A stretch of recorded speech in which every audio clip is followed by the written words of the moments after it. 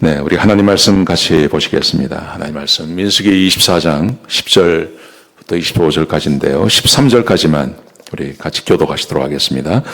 발락이 발람에게 노하여 손뼉을 치며 말하되 내가 그대를 부른 것은 내 원수를 저주하라는 것이거늘 그대가 이같이 3번 그들을 축복하였도다.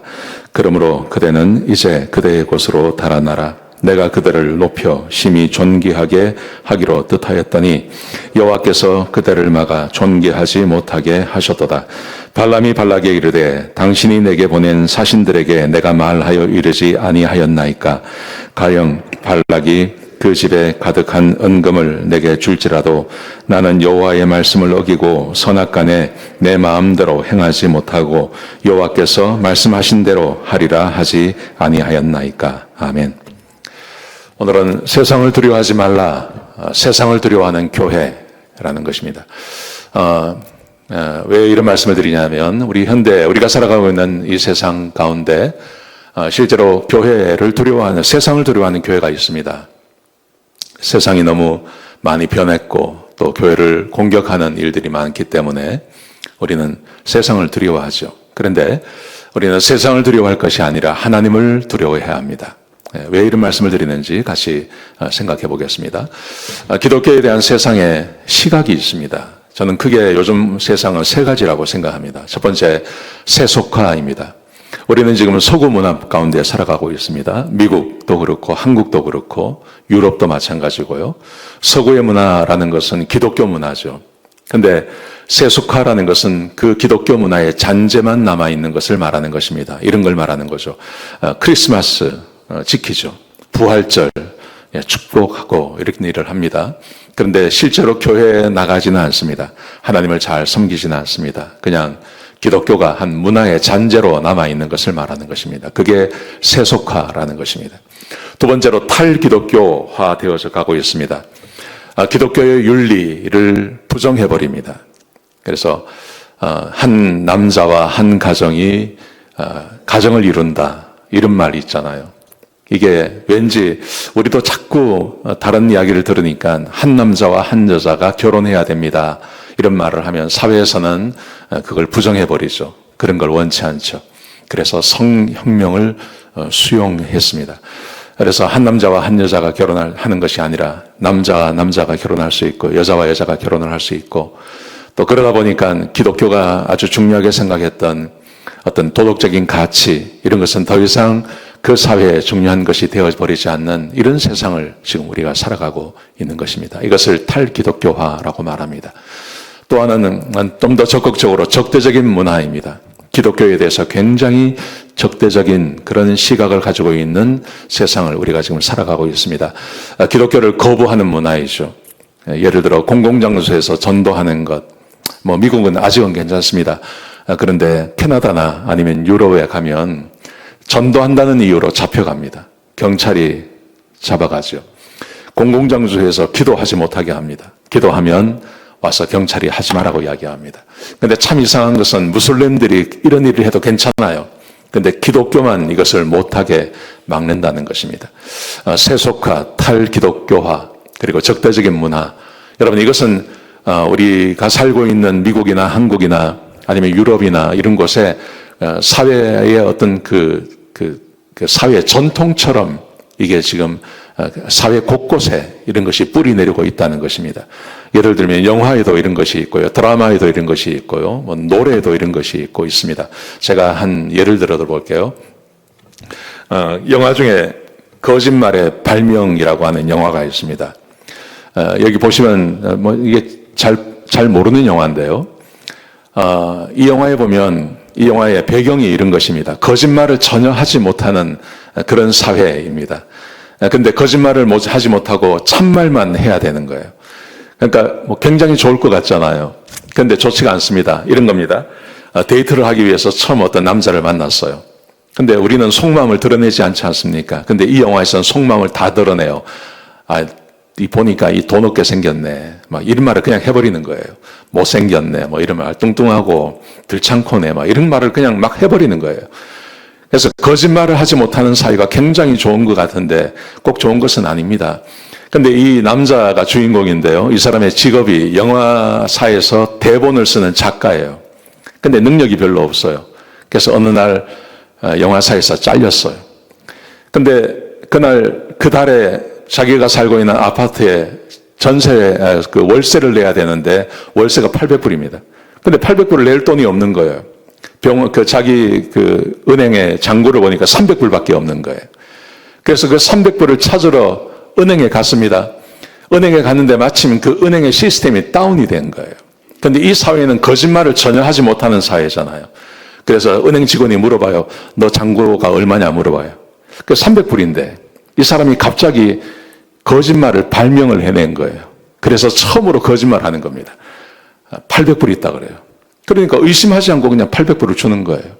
800불 받아 나왔어요. 너무 기분이 좋은 거예요. 야, 이거 거짓말 이거 괜찮네. 이거 하면 좋겠다 해서 이 사람이 카지노를 갑니다. 카지노에 가서 거짓말을 막 하는 겁니다. 그래서 돈을 한참을 따가지고 나와요. 그 돈을 가지고 집을 사고 아주 잘 살아요. 그렇게 살다가 어느 날 자기 어머니한테 연락이 왔어요. 병원에서. 어머니가 이제 죽어 가신다는 거예요. 병원에 갔습니다. 갔더니 이 사회는 거짓말을 못하는 사회잖아요. 그러니까 의사가 옆에 있다가 뭐라고 이야기를 하냐면 당신 어머니 오늘 저녁 넘기기 힘들다. 아마도 심장마비가 가서 죽을 거다. 있는데 그냥 이야기를 해버리는 거예요. 그러니까 어머니가 그 이야기를 듣고 내가 오늘 죽는단다 하고 막 슬퍼하는 겁니다. 근데 이 아들이 마음이 아픈 거예요. 그래서 아들이 어떻게 하냐면 지금 거짓말을 좀 해보지 않았습니까? 그러니까 어머니한테 거짓말을 하는 거예요. 이렇게 거짓말을 하는 겁니다. 어머니 죽으면 죽고 끝나는 게 아닙니다. 사람이 죽으면 천국에 갑니다. 그 천국에 가면 어머니가 이 땅에 살 때 작은 집에 사셨는데 그 천국에 가면 큰 집 맨션에서 살 수 있습니다. 그리고 지금 연세가 드시고 이렇게 병이 드셨지만 천국에 가면 젊은 몸을 받습니다.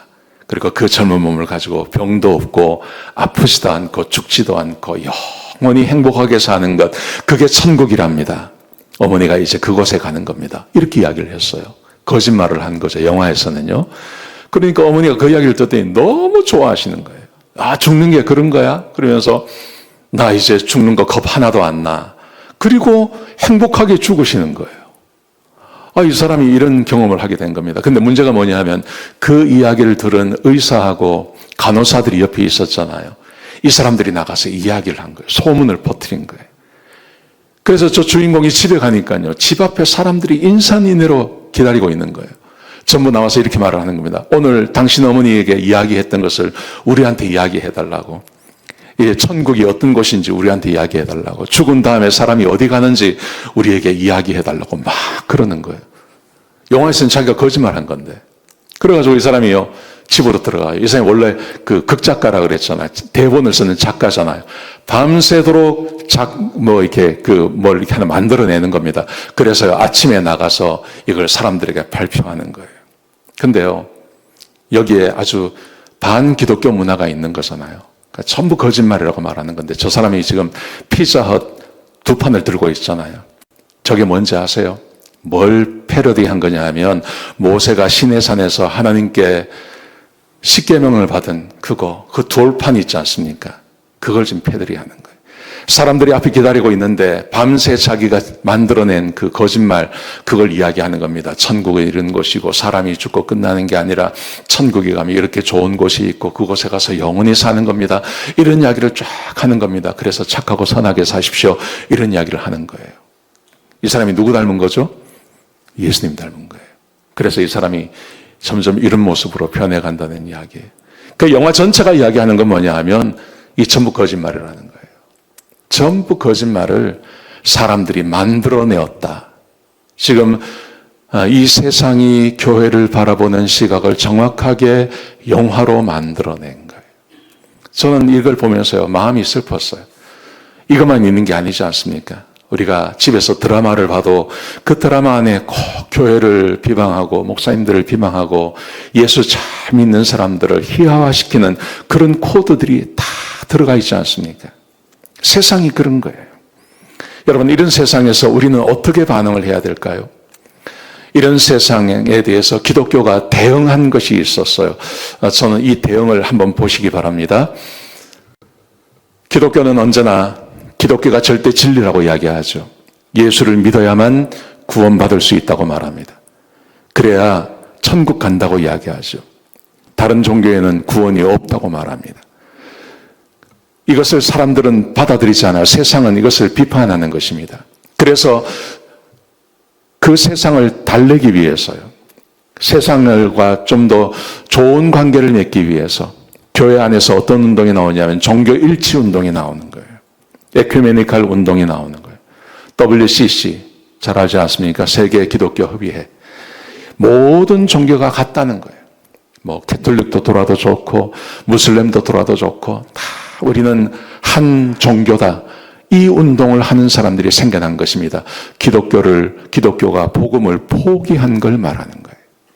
거기다가 종교다원주의가 교회 안에 들어왔습니다. 우리만 구원받는 게 아니라 다른 종교에도 구원이 있다고 이야기하는 겁니다. 산 정상에 올라가는 방법은 한 가지만 있는 게 아니라 여러 가지 길이 있다고 이야기하는 것이죠. 기독교를 믿어도 구원받을 수 있고 불교를 믿어도 구원받을 수 있고 이슬람을 믿어도 구원받을 수 있다고 말하는 사람들이 교회 안에 생겨나오는 것입니다. 그 이유가 뭐냐면 세상을 달래기 위해서요. 우리가 세상에게 미움받지 않기 위해서 이런 운동을 하는 사람들이 생겨나는 것입니다. 진보적 기독교 운동을 하는 분들이 또 생겨났습니다. 탈기독교적 교회입니다. 탈기독교적 교회라는 것은 교회가 주장하는 그 구원, 그 믿음, 이것을 포기해버리는 걸 말하는 거예요. 그리고 급진적인 성 전체성을 수용하는 것입니다. 하나님께서 꼭 남자와 여자로만 하지 않으셨다. 성경에 봐라. 다윗과 누굽니까? 요나단이 서로 얼마나 둘이 사랑했냐. 이게 동성애다. 그렇게 말하는 거예요. 여러분, 이것을 받아들이는 교회가 생겨나기 시작했다는 것입니다. 사회복음주의 운동이라는 것이 있습니다. 사회주의 복음주의, 이것은 사회의 정의와 평등과 환경운동, 지금 세상이 하고 있는 그걸 말하는 겁니다. 이걸 교회의 중요한 이슈라고 말하는 거예요. 그래서 복음을 약화시키는 거예요. 복음을 말하지 않고 이런 것을 더 많이 말하는 것입니다. 도덕적 상대주의를 수용하는 것입니다. 도덕적 상대주의라는 것은 진리보다 포용성을 강조하는 것입니다. 하나님의 진리를 이야기해서 세상의 미움을 받는 것보다는 세상이 말하는 것을 좀 우리가 받아들이자. 이렇게 주장하는 사람들이 교회 가운데 많이 생겨나는 것이죠. 여러분, 이것이 교회 안에 실제로 지금 일어나고 있는 일들입니다. 미국으로 따지면 PCUSA. 거기에 동성애를 주장하지 않습니까? 미국 연합감리교회 동성애를 옹호합니다. 동성애자에게 목사 안수를 주고 있습니다. 미국 성공회, 캐나다 연합교회, 이런 교회들이 이런 걸 다 받아들이는 교회를 말하는 것입니다. 여러분, 이렇게 해도 괜찮을까요? 이렇게 해서 세상으로부터 미움받지 아니하면, 우리가 세상으로부터 사랑받고 하면, 그러면 아무 문제가 없는 겁니까? 교회는 교회의 그 정체성을 지키며 살아갈 수 있는 것입니까? 오늘 본문에 보시면 이스라엘 백성들이 이제 가나안 접경까지 왔어요. 이제 가나안을 정복하고 들어가야 돼요. 근데 거기에 아주 수많은 대적들이 있습니다. 예를 들면 가나안에 7 족속이 있습니다. 헷 족속, 아모리 족속, 가나안 족속, 브리스 족속, 히위 족속, 여부스 족속, 기르가스 족속. 7 족속을 물리치고 들어가야 돼요. 근데 이것은 가나안 안에 살고 있는 사람들입니다. 가나안 접경에 외곽 지역에 또 10개의 족속들이 있어요. 에돔 족속, 모압 족속, 암몬 족속. 이 족속들을 다 이기고 들어가야 되는 거예요. 이 보통 어려운 게 아닌 거예요. 근데 우리가 지난 일주일 동안 민수기 22장, 23장, 24장을 봤습니다. 22장부터 24장까지 주된 내용은 모압 왕 발락이라는 사람의 이야기예요. 모압 왕 발락이라는 사람이 이스라엘을 굉장히 두려워합니다. 왜냐하면 아모스를 이기지 않았습니까? 아모스 지역을 이겨서 이 사람들이 오는 것을 보고 이 모압 왕이 이스라엘을 두려워하기 시작했습니다. 그래서 전쟁에서 이길 수 없다고 생각했어요. 그래서 이 사람이 하는 일이 뭐냐 하면 발람이라고 하는 그 지역에 살고 있는 영매입니다. 영매. 이 무당 같은 사람입니다. 하나님을 섬기는 사람이 아닙니다. 이 사람을 초청해서 이스라엘을 저주해달라고 부탁을 했어요. 네가 저주하면 저주를 받더라. 네가 복을 빌면 복을 받더라. 그러니 네가 이스라엘을 좀 저주해달라고 발락이 발람이라는 사람에게 부탁을 한 것입니다. 그런데 하나님께서 이 발람에게 나타나세요. 그래서 이렇게 말씀하십니다. 그 백성을 저주하지 말라. 그들은 복을 받은 자들이다. 내 백성이다. 내 백성이기 때문에 너는 저주하지 말아라. 그러면서 하나님께서 그들에게 축복할 것을 말씀하십니다. 그래서 저주가 아니라 축복을 합니다. 그 이야기가 오늘 22장, 23장, 24장에 기록되어져 있는 겁니다. 3번 축복을 하세요. 그런데 이 축복의 내용을요, 이렇게 나누어 보면 3가지입니다. 첫 번째, 이런 것입니다. 하나님은 자기 백성을 축복한다는 내용이 나와요. 우리 같이 한번 읽겠습니다. 시작. 하나님이 그를 애굽에서 인도하여 내셨으니 그 힘이 들소와 같도다. 아멘. 하나님께서 이스라엘 백성들을 출애굽시키셨는데 얼마나 이 민족이 강한지요. 들소 같다는 거예요. 거기다가 24장 24절에 보시면 암사자 같고 숫사자 같다. 여러분, 이스라엘 백성들은 원래 이런 족속들이 아닙니다. 근데 하나님이 함께 해주셔서 하나님이 그들에게 힘과 능력을 주시니까 들소 같고 암사자 같고 숫사자 같은 그런 힘과 능력을 이 사람들이 갖게 된다는 말입니다. 거기다가 하나님께서 이 백성을 형통케 해주십니다. 보십시오. 내가 바위 위에서 그들을 보며 작은 산에서 그들을 바라보니 이 백성은 홀로 살 것이라. 여러분, 홀로 산다는 말의 의미가 무슨 말이냐면요. 지금도 한 나라가 자기들끼리 살 수 있는 나라 없습니다. 우리 북한 보십시오. 북한에서 자기들끼리 산다고 하지만 완전 거지 되지 않았습니까? 한 나라가 그냥 자기들끼리 살 수 있는 나라가 없어요. 그런데 이스라엘 백성들은 홀로 살아갈 수 있다는 말입니다. 왜냐하면 하나님이 공급해 주시니까요. 다른 민족이나 다른 사람의 도움이 없어도 살 수 있다는 말입니다. 하나님이 형통케 해 주신다는 말입니다. 거기다가 24장 5절에 보시면 이렇게 말합니다. 내 거처들이 어찌 그리 아름다운고 그 벌어짐이 골짜기 같고 강가의 동산 같다. 여러분, 강가에 있는 동산, 거기에 심겨진 나무를 생각해 보십시오. 부족함이 없잖아요. 철을 따라 열매를 맺고 그 잎이 청청하고 늘 형통한 삶을 살아가지 않습니까? 하나님께서 이스라엘 백성들을 이렇게 축복해 주시겠다고 약속해 주신 거예요. 그래서 이 발람이라는 사람이 그런 이 예언을 자꾸 하다 보니까요, 이 사람에게 한 욕심이 생겼어요. 무슨 욕심이 생겼냐면 나도 이스라엘 백성들 같이 되었으면 좋겠다고 하는 그 욕심이 생긴 겁니다. 그래서 이렇게 말합니다. 나는 의인의 죽음을 죽기 원하며 나의 종말이 그와 같기를 바라노라. 이스라엘 백성들처럼 살다가 죽었으면 좋겠다.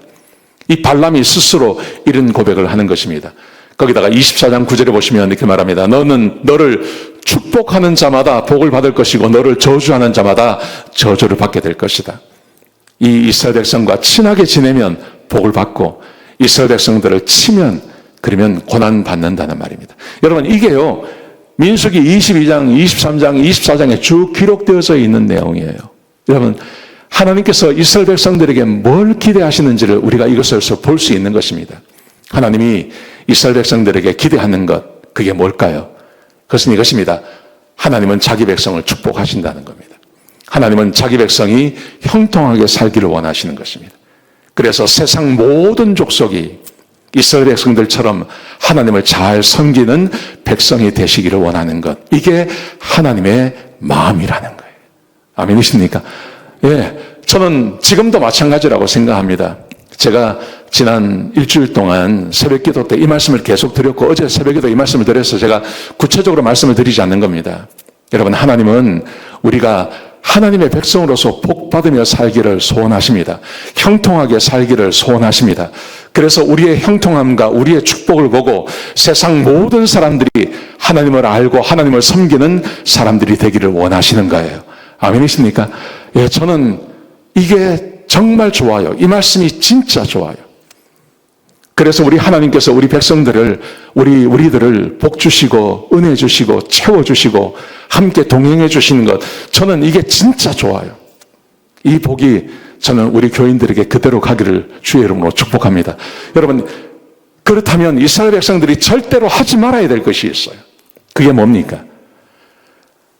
하나님을 포기하는 거예요. 이스라엘 백성들이 하나님을 포기하고 이방 민족처럼 되는 거, 이거 하나님께서 정말 싫어하시는 거예요. 이스라엘 백성들의 능력과 힘은 하나님 한 분밖에 없는 거예요. 하나님을 잘 섬기면, 그러면 이스라엘 백성들처럼 복을 받는데 이스라엘 백성들이 자기의 정체성을 내려놔 버리는 겁니다. 이걸 포기해 버리는 겁니다.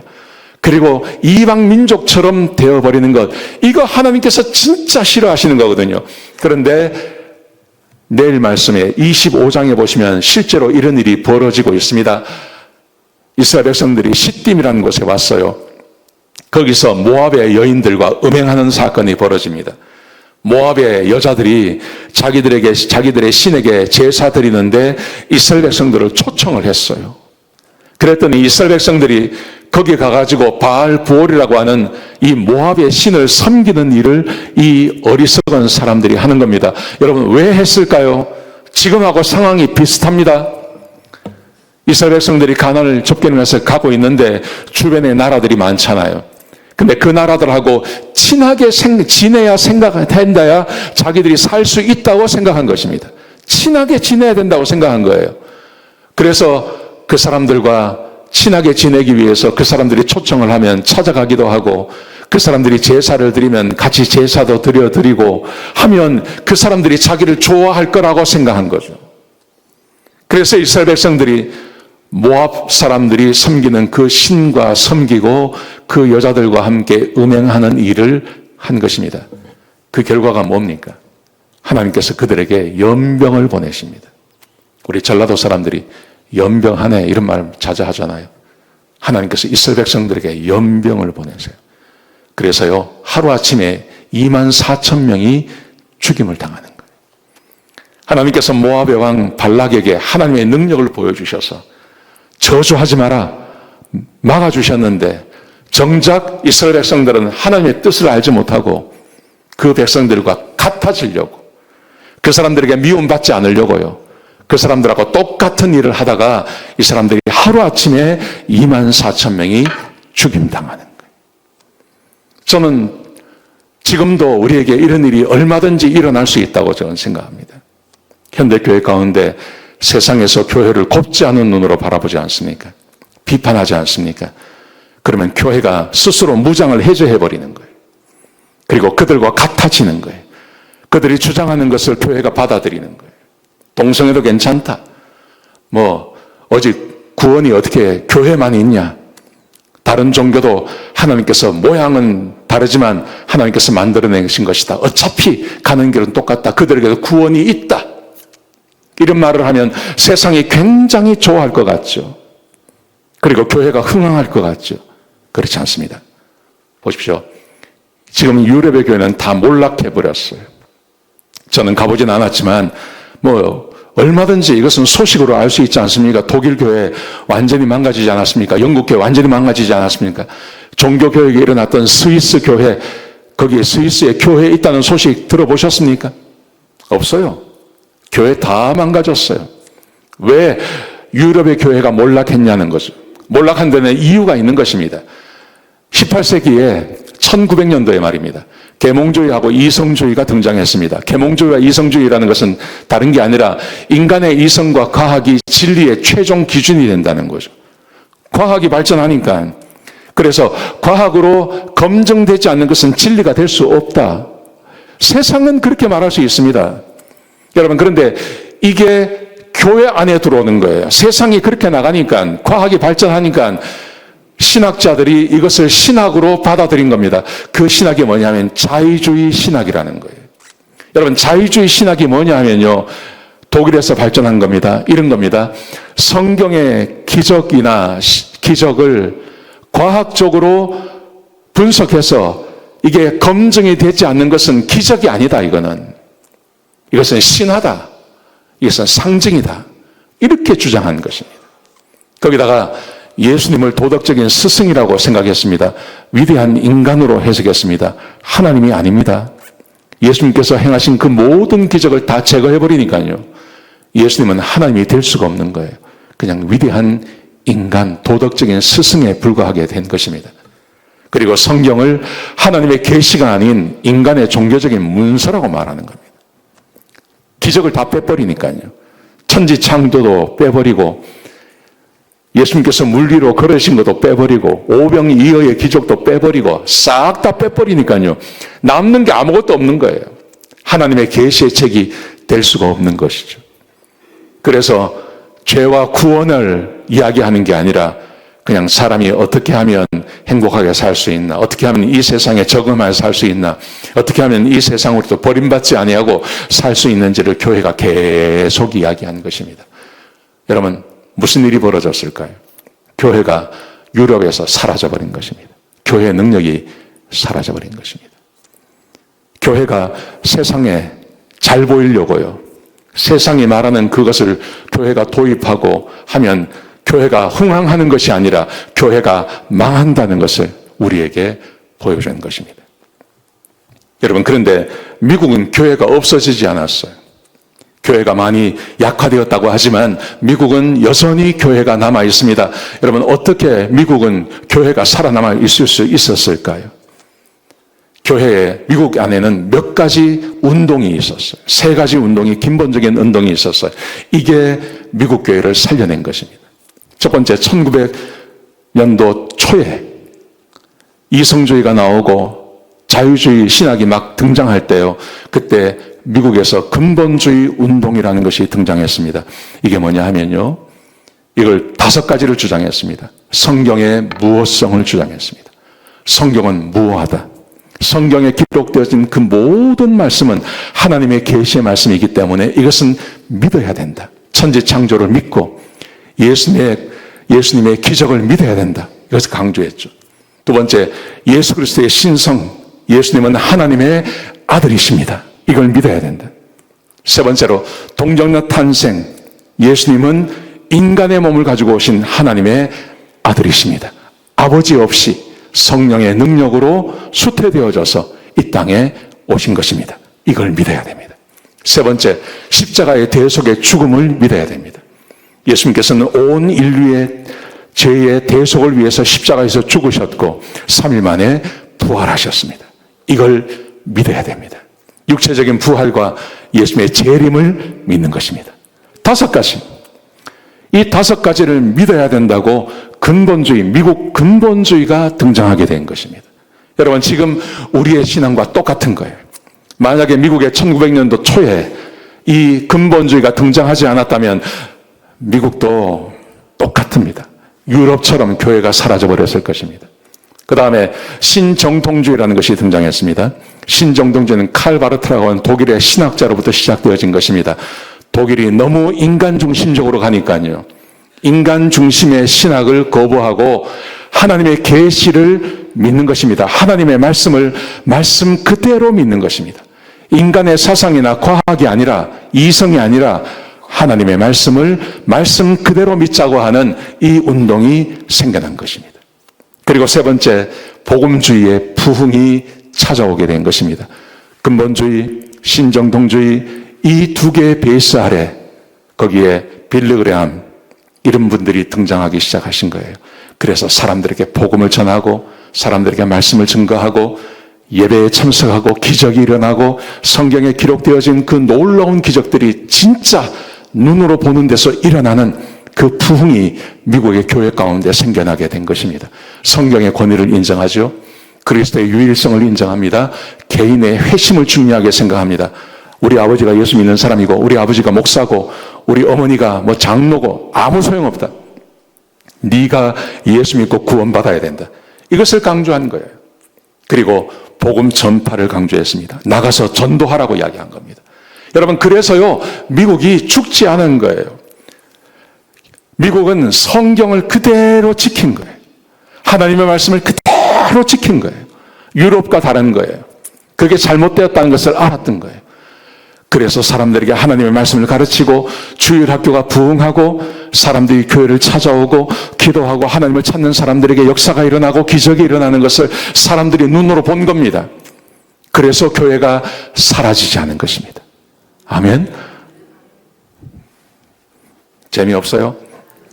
네.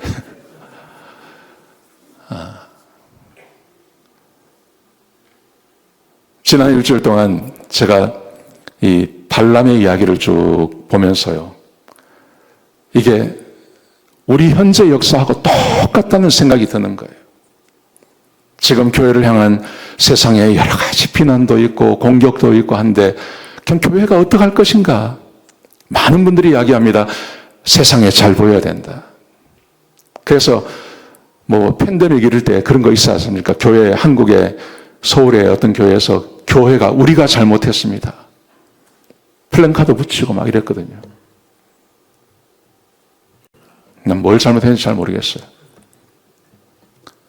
우리가 잘못했습니다. 복음을 주장하는 우리가 잘못했습니다. 예수를 믿어야만 구원받는 것, 이거 우리가 잘못했습니다. 아니요. 그거 잘못한 거 아닙니다. 이거 지켜내야 됩니다. 여러분, 미국에 여러 가지 교단이 있습니다. PCUSA도 있고, 감리교회도 있고, 감리교회도 있고, 성공회도 있고, 많은 교단이 있는데, 지난 수십 년 동안 유일하게 성장하는 교단은요, 미국 남침내 교단이에요. 그리고 순복음 교단. 여기 외에는 다 교회가 죽습니다. 왜냐하면 이걸 받아들였거든요. 세상의 비판을 받아들이고, 그래서 교회가 우리의 복음을 포기해버린 거예요. 세상이 이해할 수 있는 교단이 되어버린 거예요. 그런데 남침내교는 그러지 않았습니다. 남침내교가 어떻게 이 교회를 지킬 수 있었는지 제가 잠깐 보여드릴게요. 미국 남침내교회 안에도 자유주의 신학자들이 들어왔어요. 그런데 1979년부터 1990년도까지 우리가 모르는 사이에 치열한 싸움이 있었어요. 이게 자유주의 신학자를 제거하는 싸움이었어요. 이게 뭐냐 하면 남침내교 신학교 안에 침투한 자유주의 신학자들이 있었습니다. 성경의 무호성을 믿지 않는 거예요. 성경에 오류가 있다고 말하는 겁니다. 예수님의 동정녀 탄생을 믿지 않는 신학자들이 신학교 가운데 있었어요. 미국 신학교 가운데요. 한국은 말할 것도 없고요. 그럴 때 1979년 남침내교 총회가 있었습니다. 그때 에드리안 로저스라고 하는 목사님이 계세요. 테네시 멤피스에서 목회하시는 목사님이세요. 저 목사님이 총회장이 되셨어요. 그런데 파란 글씨 보십시오. 제가 거기 적어놨는데요. 성경의 무엇성을 공개적으로 천명한 목사님이세요. 여러분, 이게 얼마나 웃기는 이야기입니까? 근데 우리가 잘 몰라서 그렇지 1970년도에 그때 성경의 무엇성을 목사님이 이야기하시면 사람들이 어떻게 생각했냐면 저 목사 무식한 목사다 이렇게 생각했다는 거예요. 워낙 자유주의가 많으니까요. 성경 안에는 과학적으로 검증되지 못하는 이야기들이 너무 많기 때문에 성경의 무엇성을 이야기하면 무식한 목사라고 말하는데 저 에드리안 라저스 목사님이 이것을 공개적으로 말씀하신 목사님이에요. 저 목사님이 처음으로 1979년도에 미국 남침내교회 총회의 총회장이 되셨어요. 그리고 이후로 한 20년 동안 계속해서 저런 보수 성향의 총회장을 계속 만들어낸 겁니다. 근데 이게 왜 중요하냐 하면 그 총회장님들이 무슨 일을 하냐 하면 각 신학교, 미국 내에 6개의 침례교 신학교가 있습니다. 여기 우리가 알고 있는 여기 게이트웨이 신학교가 있죠. 옛날에 골든게이트 신학교가 있죠. 미국 전역에 6개 신학교가 있는데 그 신학교의 이사진을 교체할 수 있는 힘이 총회장에게 있어요. 이 사진이 교체하는 게 왜 중요하냐면 이 사진이 바뀌면 자유주의 신학을 가르치는 교수를 학교에서 내보낼 수 있는 거예요. 그래서 전략적으로 1979년부터 지금까지도 마찬가지입니다. 보수 성향의 목사님들을 총회장으로 만들어낸 겁니다. 그리고 서던 세미나리라고 있습니다. 켄터키 루이빌에 있는 학교입니다. 이 학교는요 1859년에 세워진 미국 남침내교 신학교 중에 제일 오래된 신학교예요. 150년 이상 된 거예요. 저 신학교 안에는 교수들의 대부분이 자유주의 신학자였어요. 성경의 무호성을 믿지 않아요. 동정녀 탄생을 믿지 않아요. 근데 그런 분들이 신학교 교수로 다 계셨던 것입니다. 그래서 1993년도에 알터 몰러라고 하는 저 총장님이 학교에 들어가셨어요. 그전에는 보수주의 신학자들이 학교에 못 들어가요. 근데 이 사진을 바꾸면서 저분이 총장이 되신 거예요. 그리고 학교에서 성경의 무호성을 부정하는 교수들은 나가라 일시에 자유주의 신학자들이 다 서든 세미나리에서 다 쫓겨난 거예요. 그리고 보수주의 교수님들, 성경의 무호성을 믿는 신학자들이 저 신학교에 들어가게 된 거예요. 달라스 옆에 포트월스라고 있습니다. 거기 가면 사우스웨스턴 세미나리라는 것이 있습니다. 저 신학교는요, 전 세계에서 제일 큰 신학대학원입니다. 신학대학원인데 학생이 5,000명이에요. 굉장히 큰 신학교입니다. 저기에도 굉장히 많은 자유주의 신학자가 있었습니다. 그 다음에 1994년대 페이지 패터슨이라고 하는 총장님이 총장으로 들어가셨어요. 그리고 저분도 똑같이 하셨어요. 성경의 무호성과 권위를 믿는지 믿지 않는지 밝혀라 그런 거예요. 이걸 밝히지 못하는 교수들은 다 나가라 그런 겁니다. 그래서 교수님들을 다 쫓아냈어요. 그리고 성경을 믿는 하나님의 유일한 구원을 믿는 그런 보수주의 신학자들을 그 학교의 교수로 채용하게 된 거죠. 이게 1994년도, 3년도에 있었던 일입니다. 저는 뉴올런즈에서 공부했는데요. 저희 신학교는 다행히 저런 일들이 없었어요. 시골에 있는 뉴올런즈에 있는 조그마한 신학교니까 거기는 그래도 보수주의 신학자들이 많이 있었어요. 그래서 제가 거기서 공부해서 그래서 저는 그래도 헛소리 안 하는 거예요. 여기서 성경만 이야기하는 거예요. 성경만. 2000년 총회, 미국 남침내 총회에서 베프티스트 페이스 앤 메시지라고 하는 우리 남침내교, 침례교의 교리 같은 것입니다. 저것을 개정했어요. 개정해서 발표한 것입니다. 저걸 개정하기 위해서 신학교 교수들을 다 바꾼 거예요. 보수주의 신학자들이 들어갔고 그 보수주의 신학자들이 5, 6년 학교에서 가르쳤고 그래서 2000년도에 저 페이스 앤 메시지라고 하는 저것을 개정했는데 기가 찹니다. 별것도 아닙니다. 성경은 완전히 영감된 하나님의 말씀이다. 이걸 집어넣은 거예요, 거기에. 이게 말이 되는 겁니까? 그 전에는요, 이게 없었다는 말이에요. 성경의 무호성을 목사들도 믿지 않았다는 말이에요. 그래서 2000년도에 저걸 집어넣은 겁니다. 성경의 무호성을 집어넣은 겁니다. 두 번째, 결혼은 오직 남자와 여자만의 언약의 관계다. 남녀만 할 수 있다. 이걸 집어넣은 거예요. PCUSA 연합감리교회 성공회 지금 엉망진창 아닙니까? 근데 남침내교회는요 조용해요. 왜냐하면 저걸 미리 해놓은 거예요. 미리 남자와 여자만 결혼할 수 있다. 그래서 지금 남침내교회는 이런 싸움이 없는 겁니다. 지금 아주 조용한 것입니다. 미리 다 해놓은 겁니다. 세 번째로 구원은 오직 예수 그리스도를 믿음으로만 받을 수 있다. 다른 것 종교다원주의 이거 믿지 않는다는 거죠. 오직 예수 그리스도를 믿음으로만 구원받을 수 있음을 저때 다 집어넣은 거예요. 여러분, 저는 그래서 침례교인이 된 것이 저는 참 좋아요. 침례교에서 공부한 것이 참 좋아요. 제가 강단에서 자주 그런 이야기를 합니다. 제가 동성애 이거 하면 안 됩니다. 내가 이런 이야기를 자주 하잖아요. 근데 제가 왜 이야기를 하냐 하면 성경의 무호성을 믿기 때문에 그래요. 성경에 이게 죄라고 이야기하지 않습니까? 성경이 죄라고 이야기하기 때문에 제가 이 말씀을 드리는 거예요. 세상이 아무리 비난하고 우리 교인들 중에 이 이야기를 듣기 싫어서 떠나는 사람도 생겨나요. 예배 시간에 일어나서 나가는 사람도 있어요. 지난 15년 동안 제가 그걸 겪었어요. 그럼에도 불구하고 제가 이걸 포기하지 아니하고 계속해서 말씀드리는 이유가 뭐냐 하면 저의 개인적인 신념이 아니라 성경이 완전 무결한 하나님의 말씀이고 무호하기 때문에 성경에서 죄라고 이야기하는 것을 죄라고 말하는 거예요. 구원도 마찬가지입니다. 예수 믿지 않으면 지옥 갑니다. 예수 믿지 않으면 지옥 갑니다.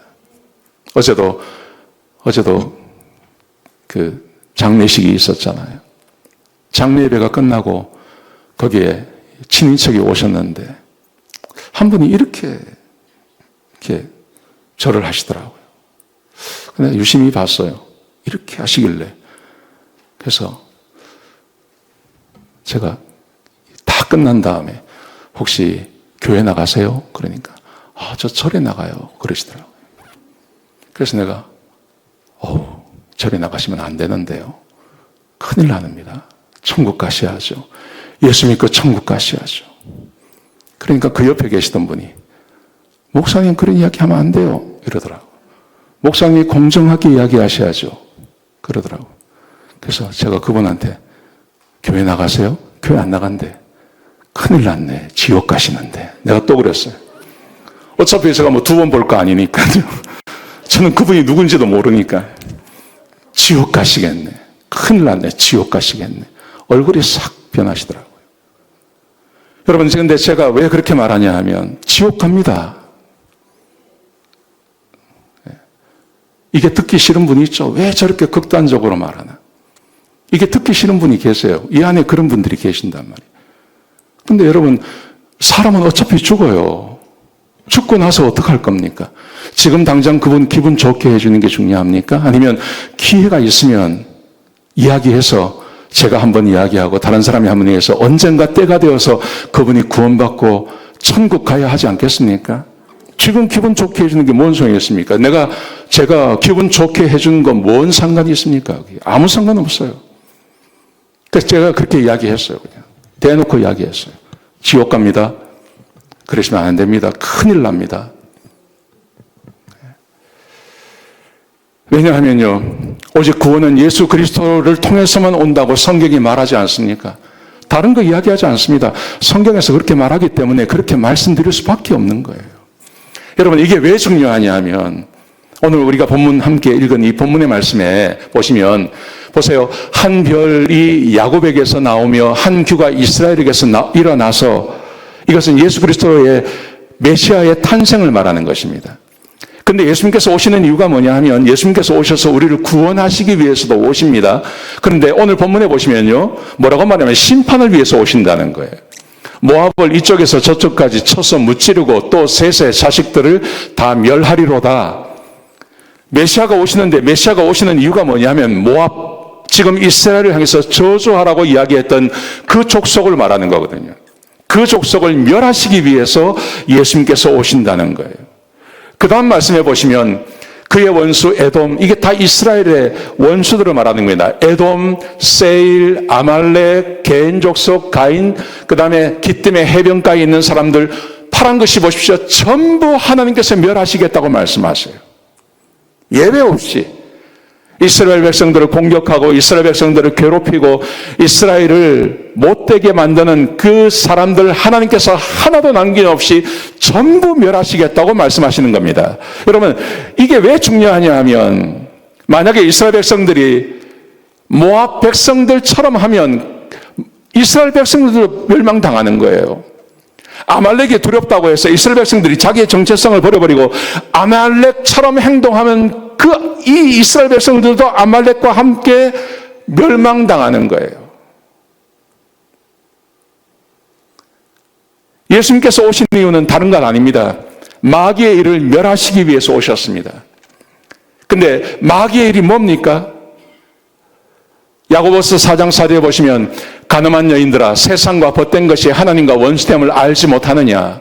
그런즉 누구든지 세상과 벗이 되고자 하는 자는 스스로 하나님과 원수되는 것입니다.